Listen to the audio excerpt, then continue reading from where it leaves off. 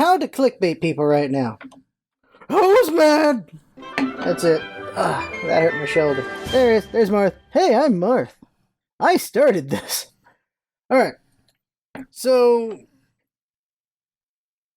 I didn't give Jinx room to actually cut that off for the intro. But let's just get going. Let's just go. So, honestly, I think people memeing Ho's mad is happening a lot more than people actually mad. Because honestly, I don't think anyone's actually mad. I think they're just disappointed. At the end of the day, it was meh. The reaction, honestly, it's not that people are mad. They're just, hey, yay, another Fire Emblem character. That's the honest thing. So what's annoying people more is people making a mountain out of a molehill, because it really is. People like, we got another Fire Emblem character. Alright. I'm just seeing disappointment. Lots and lots and lots of disappointment. And lots of Ho's mad. Ho's mad? Ho's mad. Ho's not mad, they just disappointed. Like, to be honest, it's really it. I'm like, oh, okay. Got another Fire Emblem character. Alright. Okay. Alright. Just another one. Alright.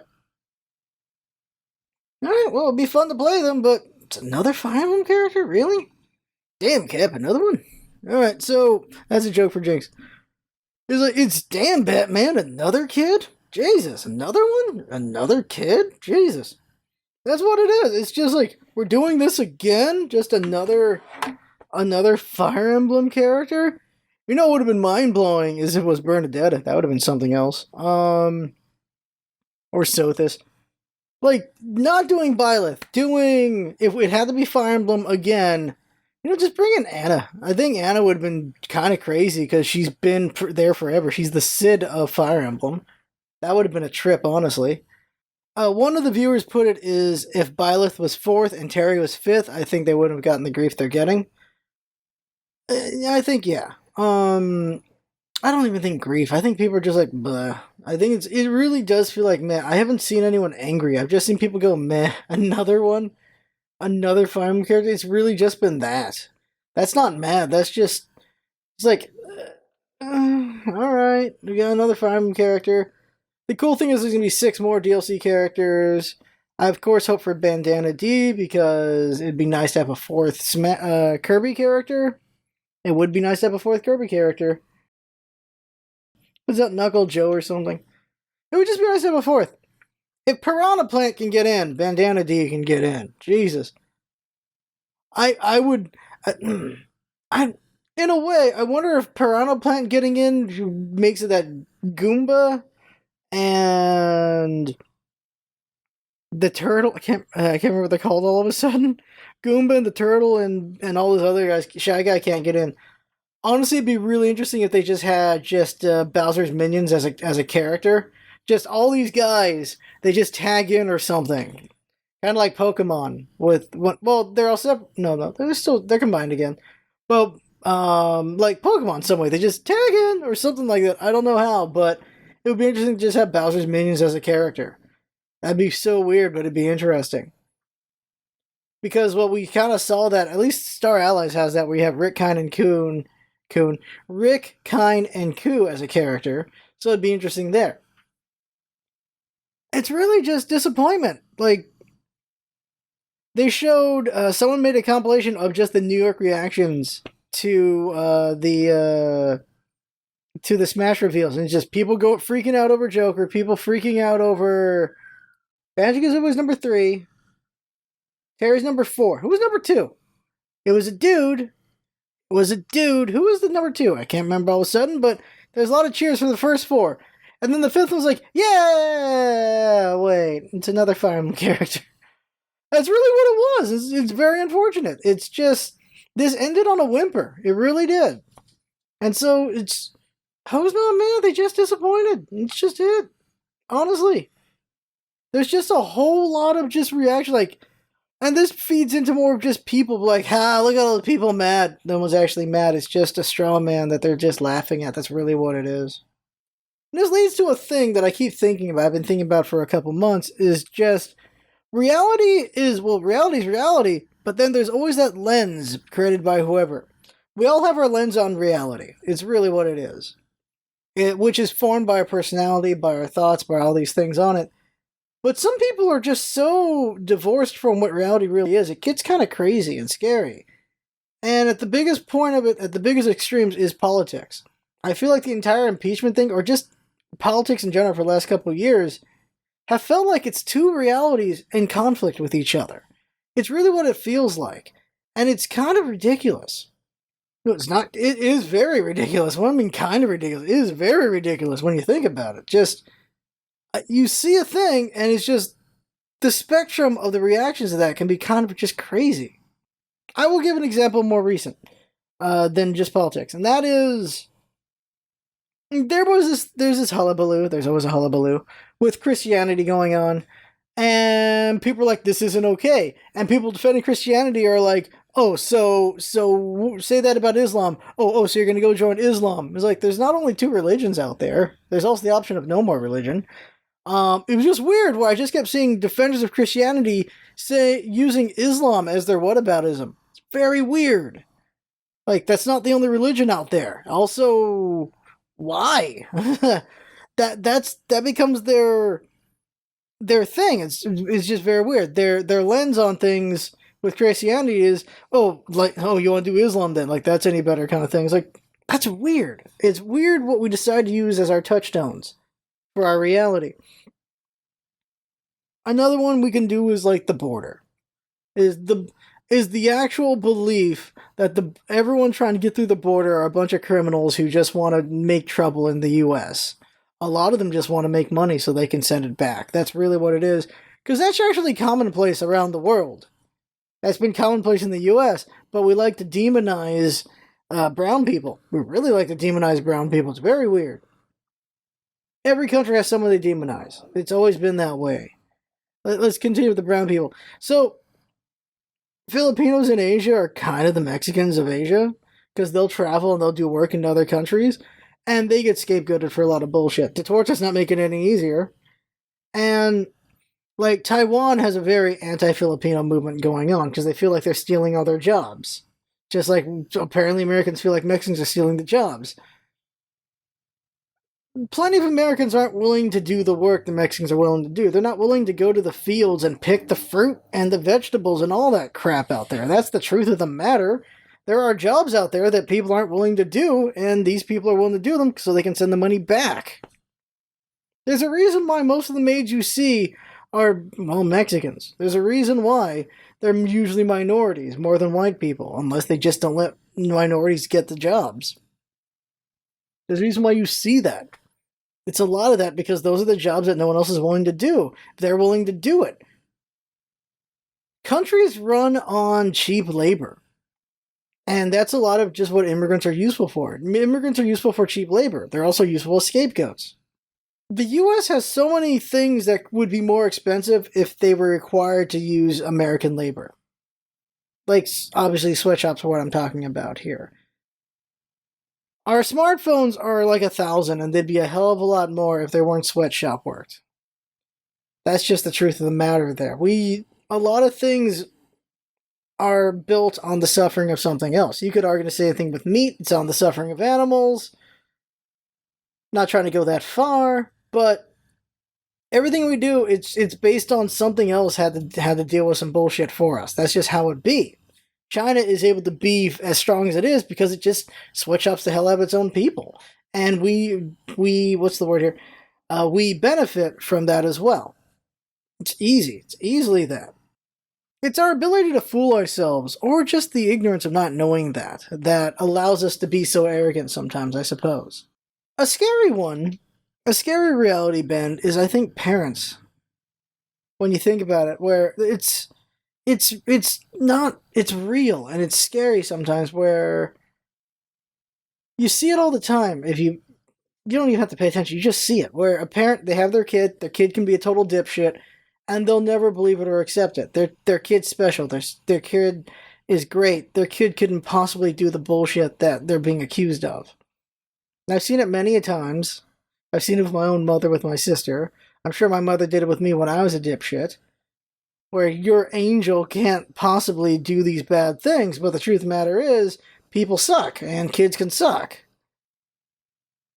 And yeah, you should defend your kids. You should be, fighting for your kids. But if your kids are dipshit, then you should probably, it'd probably help them better if you didn't reinforce the dipshittery and try to make them not give you dipshit. Just think about the different ways reality is formed by just who we are and things like that. Which, you think on it enough, it can become minutia. I'm just thinking. I'm really just thinking out loud. It becomes rambling when I think out loud, I know. So let's talk about something else that I can talk about more concretely. Improv has been pretty fun. We've done 2 weeks so far. Third week will be coming up. And what I've come to realize is improv is a subs game. And what I mean by that is exactly what I'm saying. You're not trying to be dominant in improv. Everyone is giving into each other. It's all about offering up and accepting. There's no taking. There's no grabbing the reins. At no point are you supposed to be doing that because everyone's working together to make something happen. So it's a subs game. Everyone's a sub to each other to get everyone basically off together. Whereas if it was a Dom's game, everyone's just gonna be frustrated trying to dominate each other. Thankfully, it's not that. It's a subs game. So everyone's working together to get the biggest rise out of the crowd, to get the biggest joke. That is what improv is. And it's very interesting. It's all about everyone together, not just some star breaking out. And that's interesting. And I had a lot of fun doing it. It's 2 hours. The first hour, I'm really weak. The second hour, I get really strong. And that's because it takes a while, because I have to familiarize myself with people, because I'm pretty shy. And it's interesting the games you play in these improv classes, at least for beginners, because it's trying to reinforce the rules or the ideas of improv without you realizing it, and then eventually you're realizing it. Like the first week, I actually don't remember if I mentioned it. I think I mentioned it a little bit. In the first week, the first thing was everyone hitting a ball trying to keep it in the air as long as possible, kind of thing. And some people were batting it down, other people were just not really into it as much as they could, or they weren't paying enough attention. And the idea there was, if you're paying attention to the ball, and you're paying attention to the person, and they're paying attention to the people around them, so everyone's batting the ball together. You don't have to bat it hard, you can bat it softly. You're supposed to be passing it to each other. And the better you do, the longer it can last. And that's the same thing you can obviously say for improv. Everyone's working together, they lob it to each other instead of just batting it hard at each other. It allows them to work together, and the sketch can last, or the skit, or the play can last. And then each game is just reinforcing that, where it's a lot of maintaining eye contact, intention, making sure someone understands your intention, and also hitting it, also forcing that the other person is supposed to take it from you, not you just handing it to them, or forcing it into their hand. Because one of the games was, you point to someone and they say go, and then you can go. And then they point to someone and that person has to say go to them, and then they can go. And you're replacing each other in the spots in the circle that you're in for this. But what kept happening is people kept pointing at someone and saying go. That kept happening because they're used to having control. And it's not about having control, it's about oh my god, this becomes kind of religious. It's about giving up your control to someone else. That's what it is. And then them allowing you so that they can move on, so they can do the next step kind of thing. It's very interesting in that way. It's a lot of just learning how to get to the yes and point, in a way. Just a lot of reinforcing of ideas there. It was pretty cool. The last hour was reinforcing in a different way, and that was reinforcing through two people play, and there was person A and person B.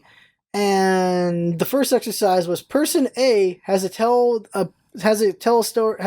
person B about their greatest triumph recently, while person B must ignore them as much as possible. So I was trying to just tell the story of triumph. And they pull out their phone, they just get on their phone, they're looking at their phone, they're looking at other things, they're looking at all these different things. And I'm not getting through to them. And I can't tell them what I want to tell them, kind of thing. That's the whole idea, is they're totally negating what you want because they're just not even getting involved with you.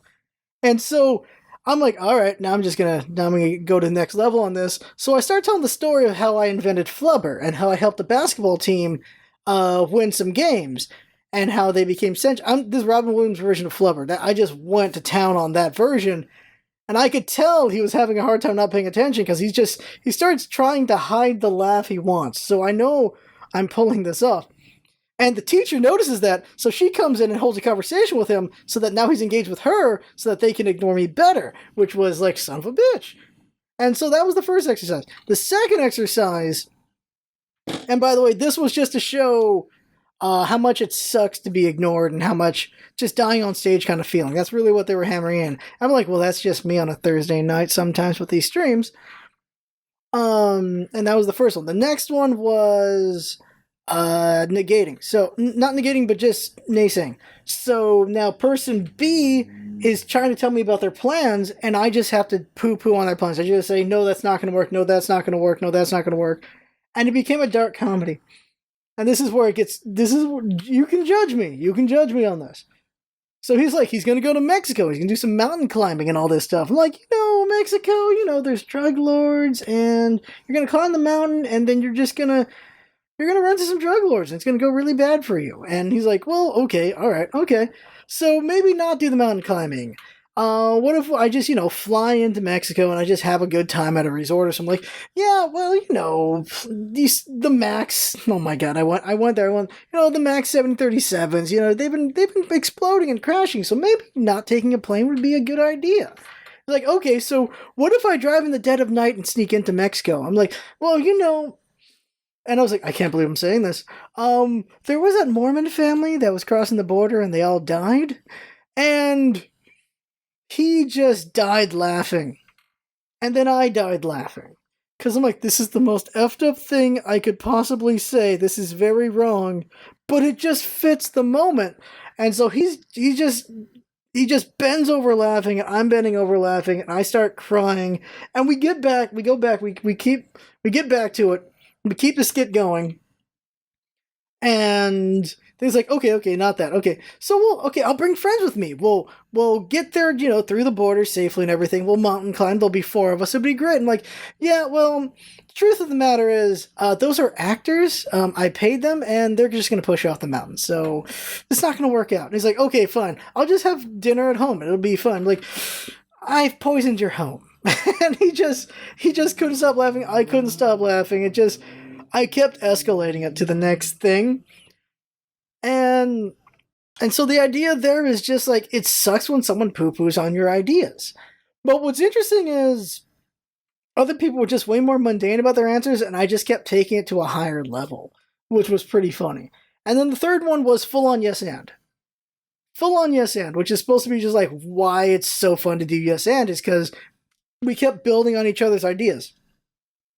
And the story that happened in ours was, I'm like, Taco Tuesday's coming up, so let's go have some tacos. He's like, yeah, we'll have tequila with those tacos. Like, it's like yes and. It's like, yes, and we'll have tequila with those tacos. I'm like, yes, and after that we can have ice cream. And he says, yes, and he's like, yes, and I'm just gonna have a hard time with that because I'm lactose intolerant. I'm like, yes, and we'll go to Rite Aid and we'll get Lactaid. And he says, yes, and we'll get beef jerky. And I'm says, yes, and we'll get a dog to feed that jerky. And he's like, yeah, and then we'll get another. We'll go to the beach with that dog. I'm like, yeah, and then we'll get another dog so we both have dogs. And he's like, and we'll get some more dogs. I'm like, yeah, and then we'll have even more dogs. We'll have a whole horde of dogs. He's like, and then we'll get a dog sanctuary. I'm like, and then we'll get a cat sanctuary. And he's like, and then we'll get snakes. I'm like, and then we'll get mice to feed those snakes. He's like, and then we'll get horses. And he's like, and then we'll get hay. And it just kept going. I'm like, and then we'll build a circus with all these animals we have. And he's like, yeah, and then people will be really entertained. I'm like, yeah, and with all the money we make from all the carnival workers mysteriously dying, we'll have enough money to have a mansion. And he's like, and with that mansion, we can become vigilantes. I'm like, and as vigilantes, we can have our own Marvel universe. And he's like, and then we'll make a bunch of money. Yeah, and with all that money, we can. I was like, we can buy like something. And then somehow he turned to and then he was like, and then we'll buy a bunch of orphans. And then it was like, and then we'll have them do videos on YouTube, which is actually a very dark subject as well. It's like, yeah, and then we'll have 10% of YouTube market share. I'm like, yeah, and with that, we'll take over the world. And it's like, and then with the funds we have from taking over the world, we can build a laser, yeah, and we'll blow up the moon with the laser. And he's like, and then we'll sell all the minerals, and we'll make even more money, and then we'll sell all the cheese from the moon, just take it to the next level. And then he's like, and then we'll add bacon to the cheese because bacon makes everything better, and with that we can make it the new currency. I'm like, yeah, and with that currency we can build, what was I saying? And then with that currency, we can make a big bomb. It's like, and then we do a thing with the big bomb. Yeah, and that thing is we just blow everything up. And then we're dead. Yeah, and we're dead and we're in heaven. Just, yes, anding it to the most ridiculous degree. What was interesting is we took it to a weird extreme. We took it to the extreme. Whereas other people were like, we went to the beach and we had some coffee and then we had some wine and we had this and then like, oh, wow. Well, I can't tell if I'm the crazy one, if they're the crazy one, because of how crazy mine was or how mundane theirs was. I can't tell which one is which.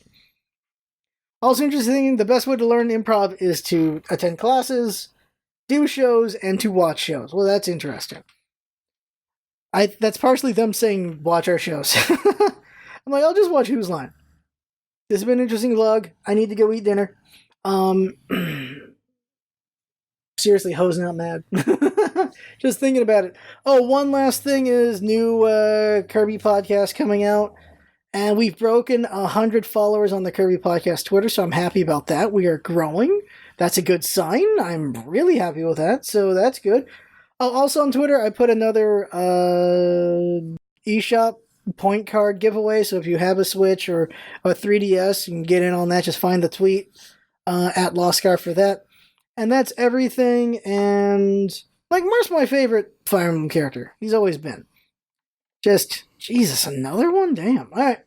I have fun from watching. That's what's up, Bezant. Having fun. Thanks for coming by, and see you next time. And yeah, that was really rambly, I know. Jesus. It's just what's on my mind. It's what's on my mind. Sometimes we have structure to these, and people really like them when there was structure, but I realize with the structure, it's not as therapeutic, I will say, because then I'm just like, these are things I got to talk about, and whatever's on my mind goes in the back of my mind, and then I never talk about it. So it's therapy. This is therapy. Welcome to therapy. You don't get paid. See ya.